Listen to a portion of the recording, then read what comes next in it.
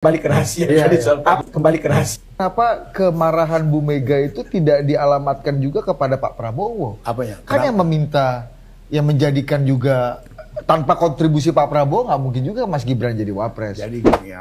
Nah, jadi saya kira ketika Jokowi disalah-salahkan dan mengajak masyarakat menuding Jokowi, loh kita bertanya, sing milih Jokowi kuwi sapa? Ketua Umum PDIP Megawati Soekarno Putri kasih pelajaran buruk pada rakyat nih. Dia nyinyir tentang kemenangan Prabowo dan kekalahan Ganjar di Pilpres 2024. Sehingga kalau dalam logika kebalik, PDI juga hutang budi ke Pak Jokowi.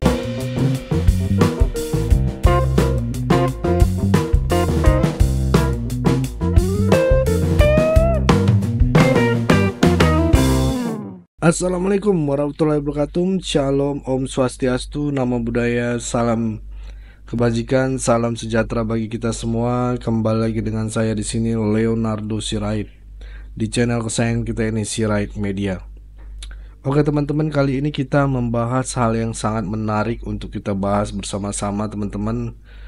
Nah, ini Bapak 16% terus nyinyir ya masalah apa itu mengkritik masalah kebijakan Pak Prabowo, masalah sektor sawit ya di situ ya. Ya, kita sama-sama tahu lah Bapak 16% ini kan memang dari debat kemarin suka nyinyir gitu kan kepada Pak Prabowo, terutama masalah HAM. Seharusnya statement yang beliau lontarkan itu mencoreng muka ibu ketum mereka sendiri ya. Karena ibu ketum mereka sendiri, kita tahu sama-sama ya, pernah mengajak Pak Prabowo sebagai wakil presiden ya. Memang hebat Bapak 16% ini memainkan drama untuk menunggangi kemarahan masyarakat. Pokoknya untuk Bapak 16% ini tolong beli cermin kalau menurut saya teman-temannya yang agak besaran gitu ya. Kalau perlu segede rumah gitu. Nah, ini ada berita yang sangat menarik. Bapak 16% ini ditolak mentah-mentah oleh mahasiswa di Papua, termasuk seluruh warga masyarakat Papua. Nilai kalian sendiri apa yang termasuk karma ataupun masyarakat yang cerdas ya. Tanpa berlama-lama langsung aja kita saksikan video berikut ini. Kembali ke rahasia. Kembali ke rahasia. Kenapa kemarahan Bu Mega itu tidak dialamatkan juga kepada Pak Prabowo? Apanya? Kan yang meminta, yang menjadikan juga tanpa kontribusi Pak Prabowo nggak mungkin juga Mas Gibran jadi wapres. Jadi gini ya. Kemarin juga soal Sekjen Hasto kita tahu keras sekali bicara mengenai kekuasaan, bermain di politik, di pemilu segala macam. Ini kan juga Commander in Chief-nya namanya Presiden Prabowo Subianto. Kenapa kesannya damai sekali sama Pak Prabowo, Bung? Kenapa tidak damai? Sama dengan ada keinginan dari Jokowi supaya merangkul Prabowo, supaya dia bisa bersekutu dengan Prabowo. Sangat didukung penuh sama Mega. Buktinya dia kirim orang yang paling dia percayai. Siapa itu? BG, Budi Gunawan, dan Pramono. Karena aku terlibat di luar-luarnya dalam proses itu, saya tahu betul. Dan kemudian bagaimana jasa yang disaksikan oleh Prabowo, upaya daripada BG. Sebenarnya kan kalau jujur ini bukan dari Prabowo ini. Mau bergabung ini dari Jokowi. Jadi saya kira ketika Jokowi disalah-salahkan dan mengajak masyarakat menuding Jokowi, loh kita bertanya, sing milih Jokowi kuwi sapa? Yang milih kan harus bertanggung jawab dong. Ya, minta maaf atau gimana kita salah pilih atau ya kan? Tapi ketika Jokowi maju dan menang 10 tahun jadi presiden, yang menikmati siapa? Yang masuk ke zona nyaman itu kan PDIP semua. Menterinya banyak, ya kan? Yang di BUMN banyak, bisnisnya lancar semuanya kan? Nah, itu tidak bicara itu. Ketika mendapat benefit, keuntungan, ya nggak ribut. Tapi ketika kalah baru ribut. Padahal sistemnya masih sama. Nah, saya mengatakan kenapa sistem itu tidak dirubah ketika mereka berkuasa menguasai parlemen, menguasai DPR. Ketua Umum PDIP Megawati Soekarno Putri kasih pelajaran buruk pada rakyat nih. Dia nyinyir tentang kemenangan Prabowo dan kekalahan Ganjar di Pilpres 2024. Secara terbuka, dia bilang hasil Pilpres kemarin itu direkayasa. Saya yakin pilihan saya, Pak Ganjar sama Pak Mahfud itu bakalan menang. Ih, kok bisa kalah ya? Sudah gitu nomor 3 lagi, gile, ujar Mega. Pernyataan ini disampaikan dalam HUT PDIP ke-52 pada 10 Januari 2025. Ini rekayasa dari mana ini? Saya kan kepengen belajar juga kayak begituan. Katanya lagi disambut tawa para pendukungnya. Guys, macam ini nggak layak ditiru ya. PDIP memang kecewa banget dengan kekalahan Ganjar. Ganjar itu kan semula sempat menempati posisi tertinggi sebagai capres dalam berbagai survei. Tapi memang survei-survei juga menunjukkan bahwa dalam beberapa bulan sebelum Pilpres, suara Ganjar itu terus turun pesat. Akhirnya, Ganjar cuma didukung 16% rakyat, sementara Prabowo didukung 58%. PDIP nggak terima. Mereka mengajukan gugatan hasil Pilpres ke Mahkamah Konstitusi pada 22 April 2024 lalu, tapi ditolak. Mereka juga mengajukan gugatan kepada PT UN 7 Mei 2024. Namun hasilnya sama, ditolak. PDIP juga melakukan konsolidasi internal dan menyatakan sikap bahwa pemilu kali ini adalah yang terburuk dalam sejarah demokrasi. Sayangnya, sampai sekarang Bu Mega rupanya tetap nggak berkenan dengan kekalahan jagoan PDIP. Tapi jadi malah terkesan nyinyir dan kekanak-kanakan. Ini menambah kesan seolah Bu Mega merasa dikhianati sama Pak Prabowo. Padahal kalau kita tarik sejarah ke belakang, bisa dibilang Presiden Prabowo justru yang pernah dikhianati sama Bu Mega loh. Ini terjadi dalam Pilpres 2014 lalu, di mana PDIP mengusung nama Jokowi Yusuf Kala sebagai capres dan cawapres. Waktu itu Jokowi bertarung melawan Prabowo Hatta yang didukung Gerindra. Nah, ini bisa dianggap sebagai pengkhianatan karena 5 tahun sebelumnya Megawati dan Prabowo itu pernah berpasangan sebagai capres dan cawapres. Bahkan menandatangani perjanjian batu tertulis. Salah satu isi perjanjiannya adalah Megawati akan mendukung Prabowo sebagai presiden dalam Pilpres 2014. Ternyata, pada 2014 Megawati mengabaikan begitu saja perjanjian tersebut. Dia dan PDIP mengajukan nama Jokowi, bukan Prabowo, sebagai capres. Pengkhianatan terhadap perjanjian ini sempat menimbulkan ketegangan hubungan Prabowo-Mega. Tapi, kubu Mega berdalih, kesepakatan itu diambil dengan satu syarat tertentu. Megawati akan mendukung Prabowo pada 2014 kalau dia dan Prabowo memenangkan Pilpres 2009. Masalahnya, pada Pilpres 2009 itu Megawati dikalahkan SBY. Karena kalah, ya nggak wajib lah perjanjian itu dipenuhi. Kasus perjanjian batu tulis ini sebenarnya menarik ya. Tapi buat kita saat ini, apa yang terjadi di masa lalu cukup jadi catatan sejarah tanpa perlu diungkit-ungkit berlebihan. Apa yang dibilang Megawati dalam acara HUT PDIP itu akan terus menyalakan perpecahan, kemarahan, dan kecurigaan antar kelompok penting.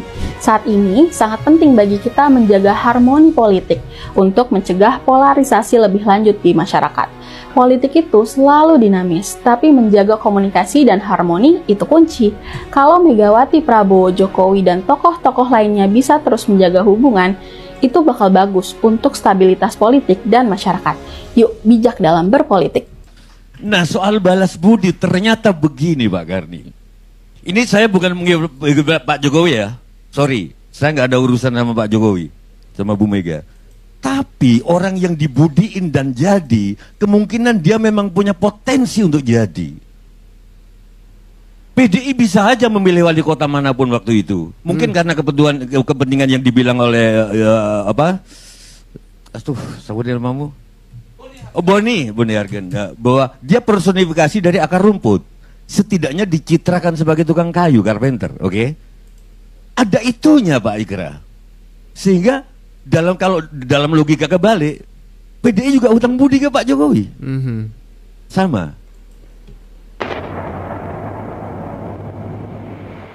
Ya, yang pasti bukan di Jakarta ya, cuman masih di Indonesia. Mungkin ya. Indonesia, pulauan. Ya, kalau Indonesianya ya kita di Indonesia daerah timur lah seperti itu mungkin ya. Dari timur, bosku. Oke, siap. Oke, menarik. Setelah saya melakukan penggeledahan, ada beberapa petunjuk yang sepertinya ke sini gitu.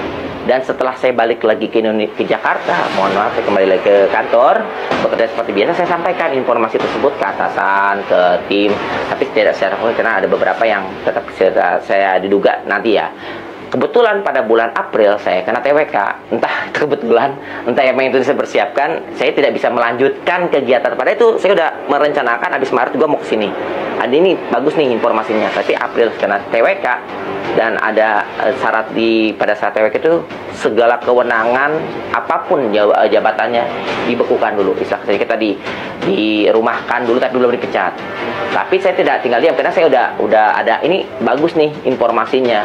Kenapa enggak itu? Saya udah mengajukan, coba bisa nggak saya kembali tidak diizinkan. Ujungnya saya menggunakan source. Saya punya source lain, tim lain di luar KPK. Akhirnya dia melakukan kegiatan yang saya rencanakan, coba seperti ini, dan betul setelah satu kali kegiatan tersebut yang saya jalankan, mendapatkan emang tidak dapat orangnya, tidak dapat fotonya, tapi kita mendapatkan beberapa informasi si HM itu ada di situ gitu, ada di tempat yang saya duga. Oke, makin menarik.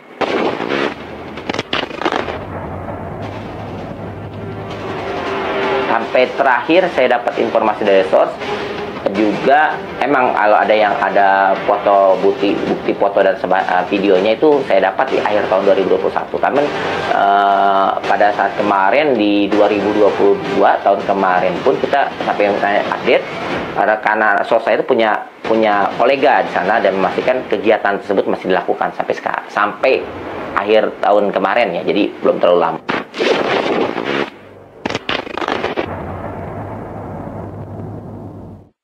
Yang pertama, kita udah ke apartemen yang bersangkutan tempat tinggalnya di daerah Jakarta Pusat. Itu yang pertama kali. Apartemen apa bisa sebut?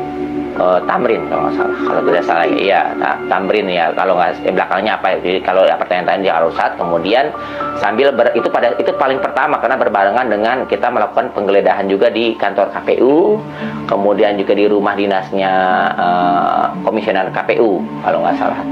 Seingat saya ya. Kemudian pada saat berjalannya waktu karena yang lain sudah hampir selesai, kita juga melakukan pencarian juga di daerah Jakarta. Salah satunya berdasarkan kakaknya HM itu di salah satu komplek kalau seingat saya Antam ya, komplek perumahan Antam. Namun pada saat kita ke sana ternyata itu kompleknya sudah terbengkalai, rumah kosong semua, sekitar tetangganya tidak ada. Mungkin satu kawasan pasar cuma ada satu yang orang yang tinggal di sana, sisanya udah hancur. Kita juga mencoba melakukan pengecekan, tidak ada ruang-ruang rahasia di sana ya, dan emang itu kosong. Kemudian juga selain itu juga kita juga udah melakukan berdasarkan informasi penggeledahan sebelumnya, ada juga dia punya kantor di daerah PIK kalau nggak salah ya, di PIK ya Pantai Indah Kapuk. Tapi pada saat itu saya tidak ikut karena saya ditugaskan di tempat yang tadi di Antam tersebut. Setelah kesana juga tim kami penyidik itu ternyata kantor itu kosong, tidak ada yang menyewa, dan datanya perasaan sih tidak ada yang atas nama HM menyewa tempat tersebut. Satu lagi kita juga udah melakukan penggeledahan, bahkan juga pemeriksaan. Salah satu saksi kita itu adalah sepupunya HM di daerah kawasan Cakung kalau nggak salah ya, seingat saya Cakung. Saya lupa nama perumahannya di daerah Cakung. Karena kenapa kita melakukan pencarian ke sana? Karena barang-barang HM di apartemen yang karena apartemen itu sewa dan itu harus mau digunakan oleh orang lain, jadi barang-barangnya tuh menurut bukan informasi jelas, barang itu dipindahkan ke rumah sepupunya HM di daerah Cakung. Ya, yang pertama saya kira tidak ada politisasi dalam penegakan hukum seperti dilakukan oleh aparat yang memiliki kewenangan dan legitimasi. Jadi kita serahkan semuanya sepenuhnya kepada penegak hukum. Ya. Jadi memang komitmen dari Pak pribadi tidak ikut campur, tidak mencampuri, apalagi mengintervensi. Saya kira kita semua memahami, mengerti aturan dan ketentuan undang-undang yang berlaku. Jadi kita ikut saja pada aturan dan peraturan yang berlaku. Pada tanggal 8 Januari 2020 pada saat proses tangkap tangan oleh KPK, Saudara HK memerintahkan salah satu pegawainya di Jalan Sultan Syahrir yang biasa digunakan sebagai kantor untuk menelpon kepada HM dan memerintahkan supaya merendam HP dalam air dan segera melarikan diri. Bahwa pada tanggal 6 Juni 2024, sebelum Saudara HK diperiksa sebagai saksi oleh KPK, Saudara HK memerintahkan kepada salah satu pegawainya untuk menenggelamkan HP yang dalam penguasaan pegawai tersebut agar tidak ditemukan oleh KPK. Saudara HK mengumpulkan beberapa saksi terkait dengan perkara HM dan mengarahkan, memberikan doktrin, memberikan penekanan agar saksi tidak memberikan keterangan yang sebenarnya, tidak melebar, dan tidak memberikan keterangan yang memojokkan kepada yang bersangkutan. Atas perbuatan Saudara HK tersebut, KPK mengeluarkan surat perintah penyidikan nomor Sprindik 152 Dik 0001/12/2024 tanggal 23 Desember 2024 dengan uraian penyidikan perkara dugaan tindak pidana korupsi yang dilakukan oleh tersangka HK dan kawan-kawan, yaitu dengan sengaja mencegah, merintangi, atau menggagalkan secara langsung atau tidak langsung penyidikan perkara dugaan tindak pidana korupsi terkait penetapan anggota DPR RI terpilih 2019-2024 yang dilakukan oleh tersangka HM bersama-sama dengan Saiful Bahri berupa pemberian sesuatu hadiah atau janji kepada pegawai negeri atau penyelenggara negara, yaitu Wahyu Setiawan. Kenapa baru sekarang? Ya.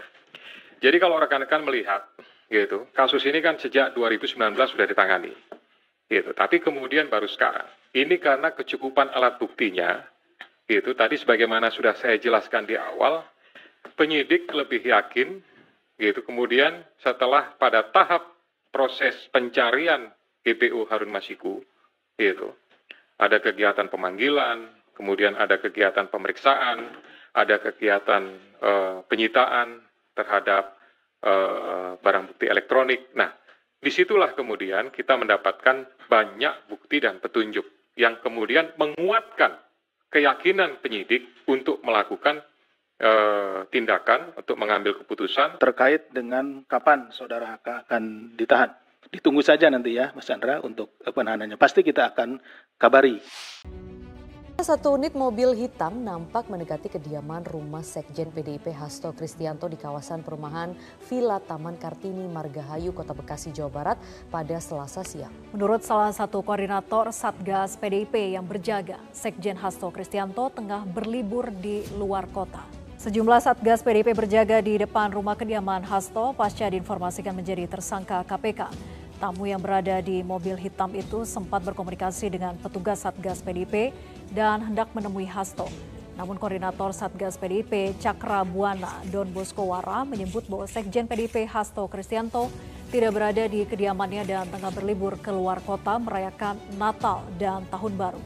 Kemudian yang kedua, persoalan politik itu Mas Hasto sebenarnya sudah mendengar jauh-jauh hari soal kasus ini menjadi sandera politik.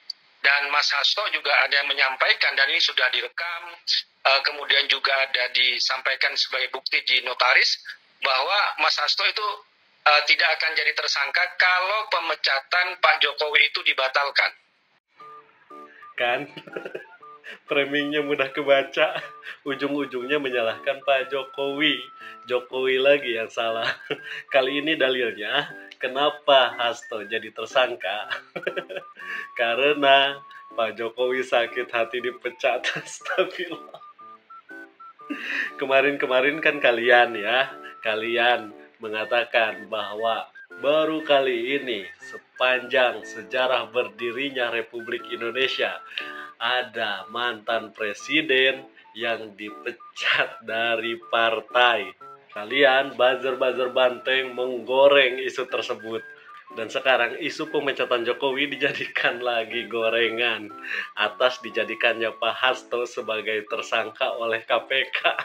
Dan kalian ngomong gitu atas dasar katanya ada orang yang menyampaikan ke Pak Hasto bahwa Pak Hasto akan dijadikan tersangka jika pemecatan Jokowi itu tidak dibatalkan.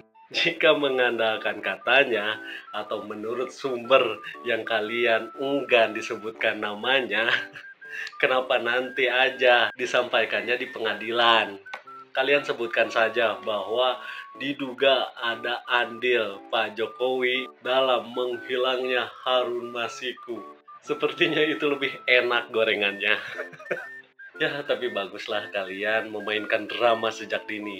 Jadi jika kasus ini sampai ke pengadilan, kalian tidak bisa menuduh lagi Pak Jokowi terlibat dalam kasus Harun Masiku atau menghilangnya Harun Masiku selama ini. Dan satu lagi, melalui drama ini, tuduhan Kaisang menerima uang dari Harun Masiku yang isunya beredar di tengah masyarakat tidak terbukti sama sekali. Karena apa? Ya bagaimana mungkin jika anaknya Pak Jokowi terlibat dalam kasus Harun Masiku? Kalian bisa seenaknya menuduh Pak Jokowi adalah dalang dijadikannya Pak Hasto sebagai tersangka dalam kasus ini. Bukannya seperti menggali kuburan sendiri, bukan begitu? Saya di dalam ruangan yang sangat dingin hampir sekitar 4 jam dan bersama penyidik face to face itu paling lama 1,5 jam, sisanya ditinggal kedinginan. Dan kemudian pemeriksaan saya belum masuk materi pokok perkara, sisanya ditinggal kedinginan. Tapi semua menangis. Pak Hasto, tenang aja, tenang, nggak usah takut, tenang, ibu pasti datang, ibu pasti pasang badan buat Pak Hasto. Pak Hasto kan sekjennya ibu, iya kan? Tenang, jangan telat makan, jangan sampai sakit, harus dijaga kesehatannya. Jangan nangis mulu ya, nanti dibelain kok ya, dikriminalisasi, dizolimi karena oposisi. Iya, jadi Pak Hasto tenang, strong, Pak Hasto strong ya. Satu lagi, semangat Pak Hasto, semangat.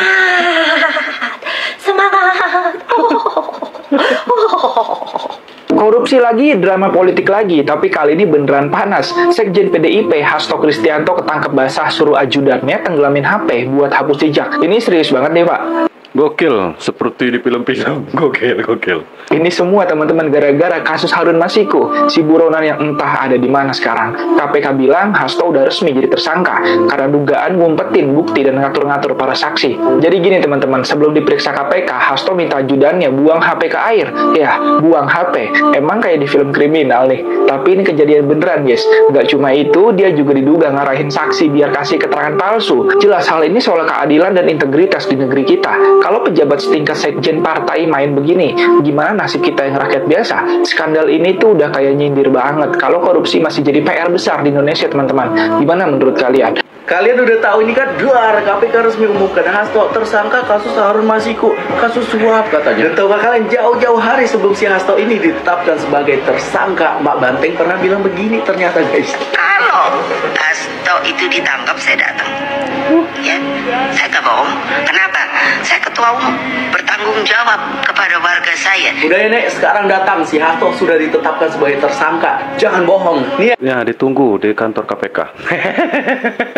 Ya, kalian gak usah kaget kalau ada kader Banteng bisa masuk ke anggota DPR tanpa dipilih rakyat, gak usah kaget. Begini nih, mereka lah yang menyuap komisioner KPU dan juga mereka yang berteriak-teriak kecurangan. Dan ini lebih parahnya lagi, PDIP siapkan bantuan tim hukum untuk membela si Hasto. Gak Anies, gak PDIP, sama aja memang cocok kalian satu kubu. Si Anies udah tahu koruptor dibela, ini lagi PDIP udah tahu kasus suap malah mau dibela juga. Beberapa waktu belakangan ini kalian tahu kan berapa banyak kader PDIP yang terjerat kasus korupsi ataupun suap seperti ini.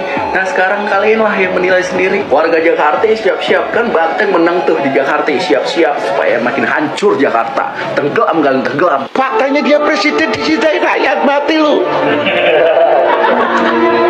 Approval ratingnya hari ini untuk di Pulau Jawa ini 82%. Di Jawa Barat 73, di Jawa Tengah 92 approval ratingnya. Kita mau ngomong apa? Kita mau ngomong apa? Gitu.